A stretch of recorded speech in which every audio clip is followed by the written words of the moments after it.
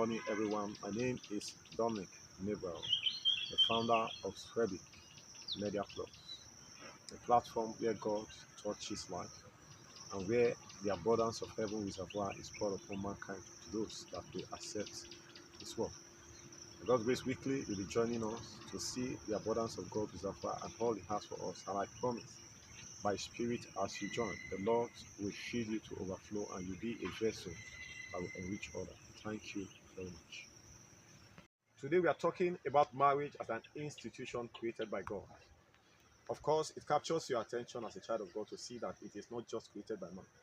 Of course, man has their own creation. You understand? The car we use inspired, of course, created, and its purpose is attached to it. That the car cannot function well if there is no fuel.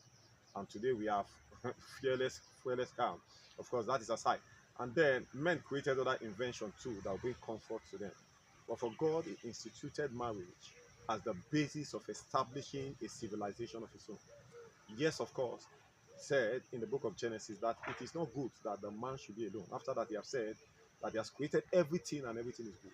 And He said in this case, man, it's not good that he should be alone. He caused him into a deep sleep, took a rib and created him, and instituted that marriage. He instituted it. Thank God, God is faithful. And the purpose of that marriage is to establish a civilization built upon God. Yes, the pillar of every civilization must be established on purpose. And when purpose is defeated, abuse is inevitable. Have you seen a man building a house? Without a pillar, the house is sure to fall. That was what God did. And then it continued in the book of Acts. Christ came and emphasized again and said, well, that they too, they will leave their father, their mother, they will come together. They are no more twain, but one. Mark chapter 10, verse 8.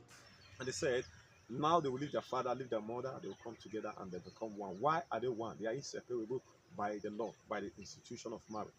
And then you find out that when two are together, like one, the Bible says we chase 1,000, two, we put 10,000 to flight.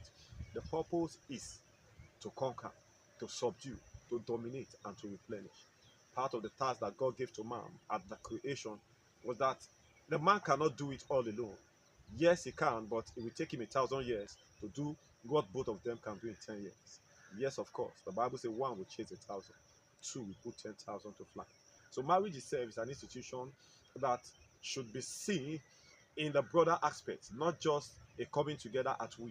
It must be, first of all, established on the principle of God. It must continue on the principle of God, and there must be sacrifice. Why do I say sacrifice? There are times you want to be alone, and there are times you just want to be alone, and even the children, you just want to be in your own world, but you will not because you are not alone. Now, how could a man separate himself from himself? It's not possible. Imagine a man that is amputated, maybe the leg, maybe the hand. Of course, the pain, the scar still remains forever. Hence, God's purpose for marriage is to build first a civilization by building a family.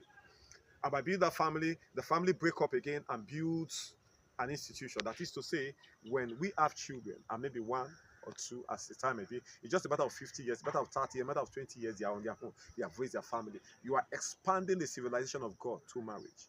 Yes, godly marriage, of course. And then that civilization begin to expand. Then the scripture is fulfilled. Go and subdue, replenish, multiply. And you see, according to the purpose of God, it should not just only multiply. Bacteria multiply, of course, but they cause harm. Yes, of course.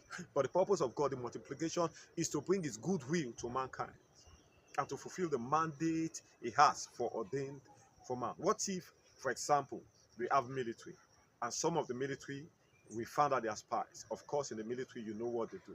They cut basha, they do whatever they do, and if possible, they just find a way to incarcerate that military. Why? Because it's supposed to be an embodiment of protecting the civility of that institution.